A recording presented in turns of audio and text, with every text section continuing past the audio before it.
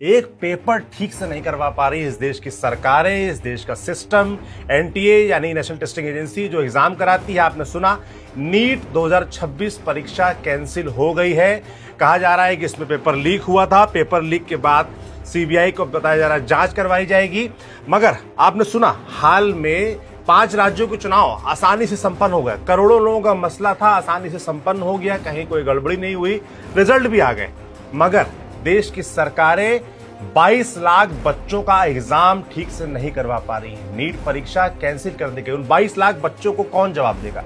कहा जा रहा है कि जो फॉर्म का खर्चा था वो फीस रिफंड हो जाएगी, दोबारा फीस जमा नहीं करनी होगी। मगर कोई ये बताए कि क्या ये फीस ही काफी है, ये वापस कर देंगे, क्या यही काफी है? जो बच्चे मानसिक प्रताड़ना से गुजरेंगे उसका कौन जवाब देगा? जो उनके पेरेंट्स हैं, जो उनको लेके जाते हैं एक शहर से दूसरे शहर एग्जाम दिलाने, उनका खर्चा कौन उठाएगा?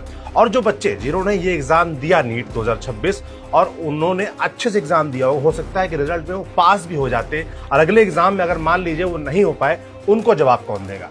ये जो पूरा सिस्टम है, ये हर बार जब भी पेपर लीक की घटना आती है, देखिए सीधे सिरे से नकार देता है कि नहीं, कोई पेपर लीक नहीं हुआ है। उसके बाद धीरे धीरे चीजें निकल के आती हैं। 2024 में भी आपने देखा नीट में परीक्षा में पेपर लीक हुआ था, कितना बवाल हुआ था। तब भी ये नहीं मान रहे थे कि पेपर लीक हुआ था। पूरा रीनीट भी उस वक्त नहीं हुआ था। देश के छात्र सड़क पर उतरे थे। अब इस बार फिर से 26 में पेपर लीक की बात आई।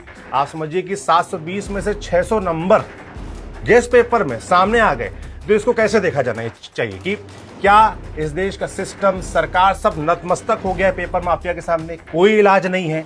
दुनिया बात हो रही है एआई की कि क्या क्या नए नए टूल्स आ गए हैं, रोबोट बना देंगे, इंसान बना देंगे, सब बना देंगे।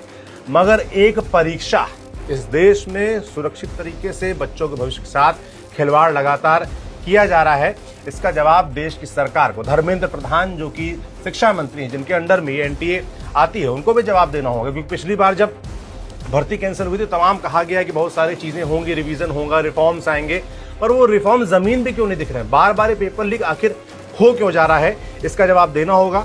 हम अभी शुरुआती खबर आपको बता रहे हैं, लगातार इसमें आपको बताएंगे कि कैसे क्या क्या खामियां हो रही है, क्यों पेपर लीक हो रहा है और सरकार इसको रोकने में नाकाम क्यों है। हम नजर बनाए रखेंगे इस खबर पर।